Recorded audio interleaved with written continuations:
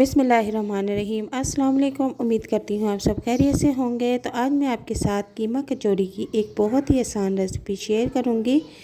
Video को आपने full watch करना है, तभी आपको ये वीडियो समझ आएगी। तो सबसे पहले मैंने एक बाउल ले लिया है और उसमें मैंने 500 ग्राम मैदा ऐड कर दिया है और मैदे में मैंने तकरीबन आधी चम्मच नमक ऐड किया है और आधी चम्मच मैंने ज़ीरा ऐड किया है। ज़ीरे का फ्लेवर कचौरी में बहुत मज़े का लगता है। और 4 चम्मच मैं इसमें घी ऐड करूँगी। घी ऐड करने से आपकी जो कचौरी है वो खस्ता और कुरकुरी बनेगी। अगर आप इसमें तेल ऐड करते हैं तो आपकी कचौरी नरम बनेगी। अब हाथों की मदद से इसको अच्छी तरह से हम मिक्स करेंगे ताकि इसमें जो हमने चीज़ें ऐड की हैं, नमक, ज़ीरा और घी, वो अच्छी तरह से आटे में जज़ब हो जाए। अभी हमने फ़िलहाल इसमें पानी ऐड नहीं करना। अच्छी तरह से मिक्स करने के बाद फिर मैं इसमें नीम गर्म पानी से आटा गूँधूँगी। आटे में तमाम चीज़ें अच्छी तरह से मिक्स हो चुकी हैं। अब हम आटा गूँध लेंगे और आटा हमने ऐसे ही गूँधना है जिस तरह हम रोटी के लिए गूँधते हैं, बिल्कुल नरम आटा। ज़्यादा सख्त हम इसको नहीं रखेंगे वरना हमारी कचौरी जो है वो मज़ेदार नहीं बनेगी। तो जनाब, आटा हमने गूँध लिया है और अब इसको हम तकरीबन 30 मिनट के लिए किसी रुमाल से कवर करके रख देंगे। 30 मिनट के बाद हम इसको देखेंगे इसका क्या करना है। अब दूसरी तरफ हमने एक पैन लिया है और उसमें मैंने 1 कप ऑयल ऐड कर लिया है और ऑयल को अच्छी तरह से गर्म कर लिया है और उसमें तकरीबन मैंने 300 ग्राम चिकन का जो कीमा है उसे ऐड कर दिया है। और अब चिकन के कीमे को हमने इतना पकाना है कि इसकी शक्ल जो है थोड़ी सी ब्राउन हो जाए। चिकन को तकरीबन मैंने ऑयल में 10 मिनट तक फ्राई किया है और इसकी शक्ल भी चेंज हो चुकी है। अब हम इसमें थोड़े से मसाले ऐड करेंगे। सबसे पहले इसमें हस्बे ज़ायका नमक ऐड करेंगे। उसके बाद लाल पिसी हुई मिर्च आधी चम्मच ऐड करेंगे और इसके बाद आधी चम्मच हल्दी ऐड कर देंगे और इसके बाद आधी चम्मच कुटी हुई मिर्च ऐड करेंगे और फिर इसके बाद साबुत धनिया जो मैंने दरदरा सा कूट लिया था उसे भी ऐड कर देंगे और इसके बाद इसको खूब मिक्स करेंगे और अच्छी तरह से फ्राई करेंगे और हल्का हल्का पानी का छींटा भी लगाते रहेंगे ताकि जो चिकन है अच्छी तरह से सॉफ़्ट हो जाए। इसके बाद मैंने तकरीबन 250 ग्राम प्याज लिए थे और उन्हें मैंने लंबाई की शेप में बारीक कट कर लिया था। जब तक कचौरी में प्याज का टेस्ट ना आए कचौरी का मज़ा ही नहीं आता। तो कचौरी की जो हम फिलिंग तैयार कर रहे हैं उसमें मैंने प्याज भी ऐड कर दिए हैं। प्याज हमने फुल कुक नहीं करने, थोड़े से हमने क्रंची से रखने हैं। और अब इसके बाद हम हरा धनिया भी थोड़ा सा इसके ऊपर ऐड कर देंगे और तकरीबन हमारी जो कचौरी की फिलिंग है वो रेडी हो चुकी है। और अब इसका चूल्हा हम बंद कर देंगे और इसको ठंडा होने के लिए रख देंगे ताकि ठंडा होने के बाद हम इसको कचौरी में फिल कर सकें। जब तक कचौरी की फिलिंग ठंडी होती है हम यहाँ आटे के छोटे छोटे पेड़े कर लेते हैं। हमने जो आटा रेस्ट पे रखा हुआ था अब उसे ले लेंगे और उसे यहाँ पर अच्छी तरह से सेट करके इसके छोटे छोटे हिस्से कर लेंगे। जितनी हमने कचौरियाँ रेडी करनी हैं उतने हमने पेड़े बनाने हैं। तो ये मैंने तकरीबन काफ़ी सारे हिस्से कर लिए हैं और अब मैं इनको छोटे छोटे पेड़े बनाकर रख लूँगी। तो जनाब, मैंने सारे पेड़े बना के रख लिए हैं और इनको भी तकरीबन हम 20 मिनट का रेस्ट देंगे।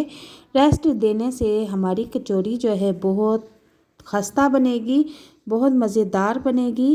तो 20 मिनट गुज़र चुके हैं। अब हम एक पेड़ा उठा लेंगे और इस तरह इसको हाथों की मदद से थोड़ा सा बड़ा करेंगे।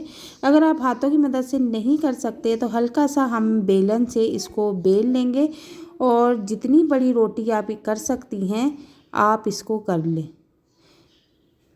आप सिर्फ रोटी बड़ी करें, इसकी गुलाई की टेंशन ना लें बिल्कुल। तो ये देखें मैंने रोटी काफ़ी बड़ी कर ली है और इस तरह से अब हम इसमें घी लगा देंगे और घी लगाने के बाद ऊपर से इस तरह फ़ोल्ड कर देंगे और नीचे से भी इस तरह फ़ोल्ड करेंगे और दोनों साइडें इस तरह आपस में मिला देंगे।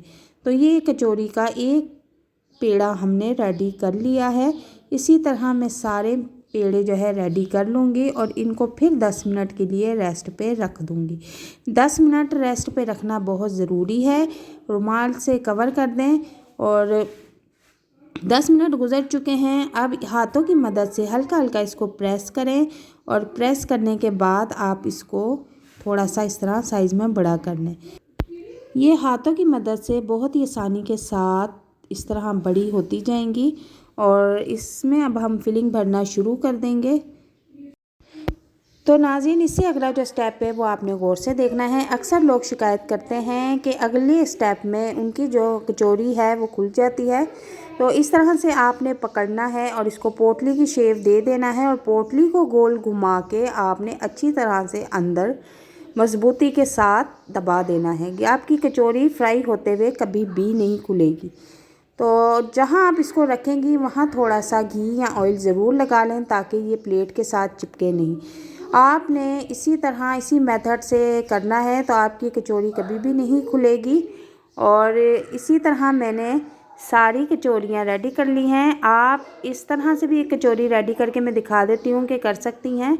इस तरह हाथ के ऊपर रख के आप बाउल की शेप बना के, तो इस तरह से जैसे हम फ्रॉक में प्लेट्स डालते हैं, आपने इसी तरह कचौरी में प्लेट्स डालते जाने हैं। जिस तरह हम एक पोटली रेडी करते हैं और उस पोटली को अच्छी तरह से आपने घुमा देना है मज़बूती के साथ और अंदर ही मज़बूती के साथ आपने दबा देना है और इसको थोड़ी सी गोल शेप दे देनी है तो आपकी कचौरी तैयार है। दूसरी तरफ हमने अब एक पैन लिया है और उसमें ऑयल ऐड कर लिया है। ऑयल को हमने अच्छी तरह से गर्म कर लिया था और उसमें अब हम एक एक करके कचौरी ऐड करना शुरू कर देंगे।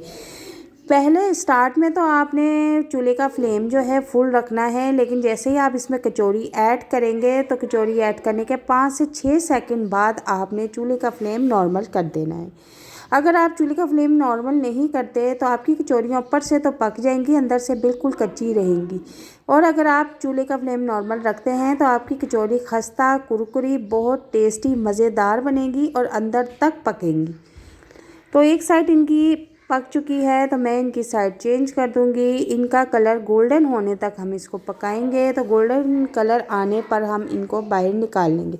तो व्यूअर्स, आप देख सकते हैं कि बहुत ही प्यारा खूबसूरत सा कलर आया है। यकीन करें कि ये इतनी मज़ेदार और इतनी टेस्टी होती है कि आप इसको एक बार घर में बनाकर खाएंगे तो आप समोसा पकोड़ा ये सब भूल जाएंगे और यही रोज़ बनाने का आपका दिल हो जाएगा। तो गोल्डन कलर होने पर हमने इसको निकाल लिया है। ये देखिए हमारी कितनी मज़ेदार खस्ता कुरकुरी कचौरी रेडी है। तो अब एक कचौरी मैं आपको तोड़ के दिखाती हूँ कि कितनी ये मज़ेदार बनी है और कितनी ये क्रिस्पी बन के रेडी हुई है। तो इमली की चटनी के साथ मैं इसको सर्व करती हूँ। ये देखें अभी बहुत गर्म है तो ये देखें माशाल्लाह से कितनी मज़ेदार बन के रेडी हुई है। और यकीन करें ये इतनी टेस्टी है कि आप इस रेसिपी को एक बार घर में ट्राई करेंगे तो आप जो है समोसे पकोड़े भूल जाएंगे।